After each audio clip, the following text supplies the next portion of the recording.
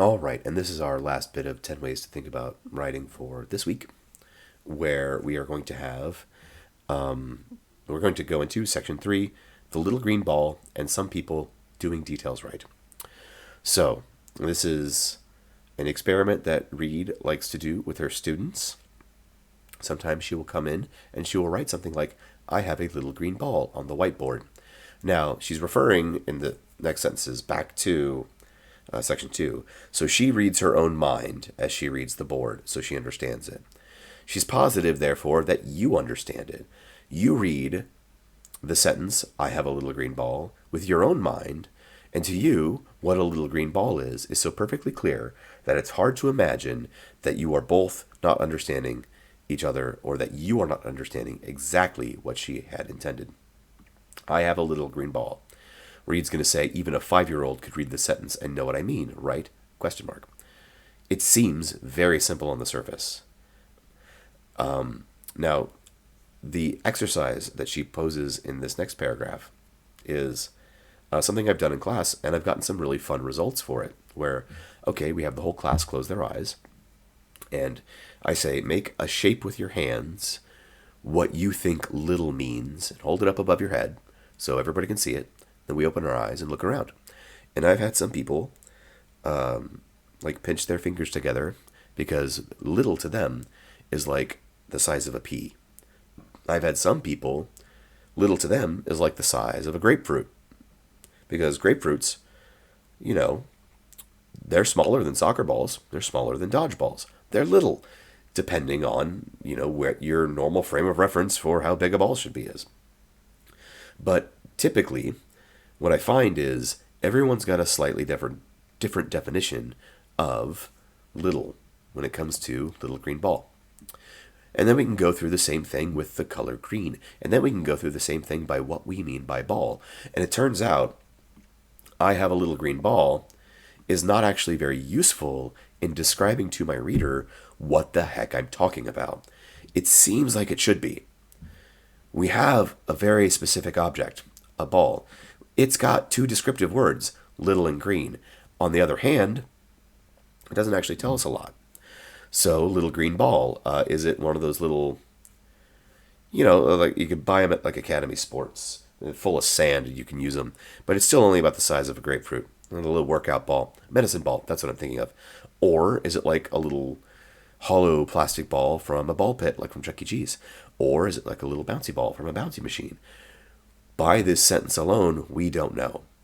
If it is important for my reader to understand what I mean, then this sentence is insufficient. So, the way Reed is going to say this basically is, if she just gave you this one sentence, and she sent you to Mega Toyland with the basic instructions, buy me a little green ball, chances are slim you would come home with the specific ball she had in mind, especially at a big toy store where the options for balls are many and varied, and so little green ball could mean several different things within the same store. I will also note that this is entirely dependent on what you're trying to accomplish in the specific piece of writing that you're talking about. So, if I'm telling you a story about my favorite little green ball, then it's probably pretty important that I actually let you know what the heck I mean by this sentence. I should be significantly more specific. If, on the other hand, I'm telling you a story about, like, I'm waking up in the hospital after a major surgery. I looked over at the end table and there were, the phone to the room, a little green ball, a vase with a flower in it, whatever. If the little green ball is just sort of background dressing, maybe it's less important. Maybe it deserves less description. And that's kind of what we mean when we talk about That's exactly what we mean when we talk about composition. You are deciding what ideas to include, what ideas to leave out. You are deciding what is an appropriate level of detail for the thing I'm talking about. For academic writing, we generally lean on more detail is better. In this case, how do we develop this into something more specific? Well, what I like to do during class is write up on the whiteboard, just like, okay, what's better than little? Give me something else. And then we'll come up with our own little green ball, our own better green ball. But the sentence that Reed has here in this reading is, I have a little green ball about an inch in diameter, small enough to hide in your hand. It's light neon green, like highlighter ink, and made of smooth, shiny rubber with a slightly rough line running around its equator as if two halves were joined together. When I drop it on the tile floor, it bounces back nearly as high as my hand. When I throw it down the hallway, it careens unpredictably off the walls and floor. So she's clearly talking about one of those little bouncy balls from like a little quarter machine out in front of Walmart or Little Caesars, or somewhere like that. Now, if she was to write this sentence up on her whiteboard, the chances that somebody is significantly off from this description, that their ball is of vastly different size, or even color, or even material, is highly unlikely because we have all those details. It's an inch in diameter. I know how big that is. It's neon green like highlighter ink. I know what green highlighter looks like. I know what color this ball is. It's smooth and shiny. It's rough line around the equator. I know what it feels like. I know how it acts. We don't get that from this sentence. I have a little green ball up here.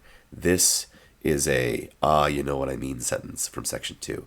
This is a sentence that maybe on the surface of it looks good at first glance.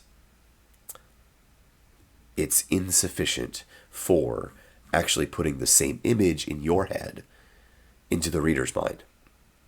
This down here is much more specific. If this puts the image in my head, the image I get in my head from reading this sentence is probably, if not nearly identical, pretty close to the image in everybody else's head who's reading the same, well, not sentences, a couple sentences, but you get the idea. We all know what's being talked about here. We can all imagine it. We all think we know what's being talked about here. We all think we're imagining the same thing, and sometimes that's just not the case. The other half of this is going to be about more vague phrases.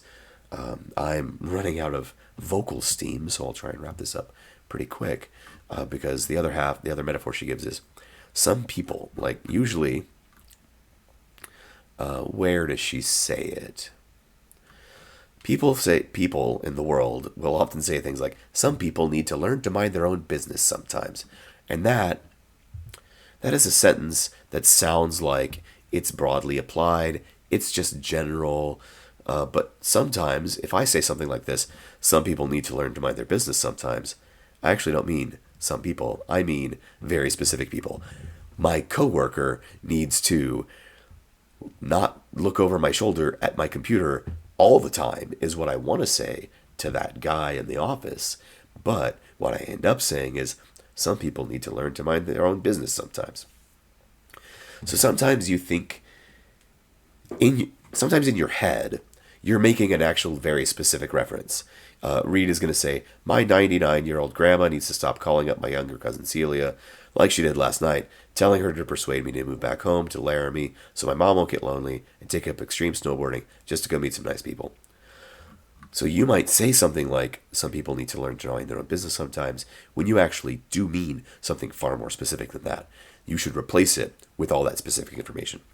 That's not to say that there aren't times in life where catty sentences, like some people need to learn to mind their own business sometimes, are useful. Typically in writing, not so much, unless you're writing a character in a story who says the kinds of stuff like this.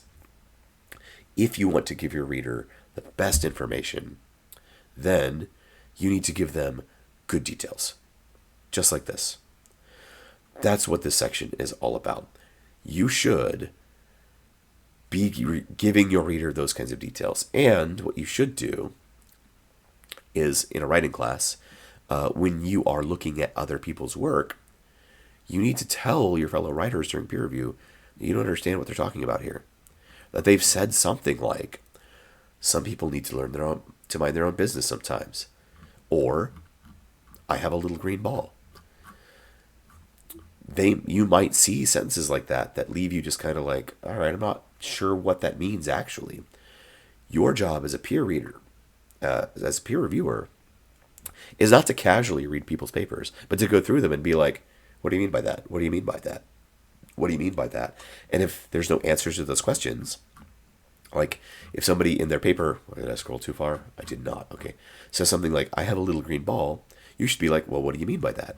Hopefully they follow it up with like something like this, where it's like, it's small, it's shiny, it's rubber, it's highlighter green. And then you're like, okay, I see what you mean by that. You can move on. But if it's not there, you should note that to them. And that's really the level of detail we're looking for and that we're talking about. So when we do our exercises in class, when we do our cool dude exercise up on Blackboard, this is what I mean when I say describe something to me. Or this is what I mean when I say describe something to me. Be incredibly specific. Leave no room for error in my head what you're talking about. Because this, if you write something like this, I know exactly what you're talking about.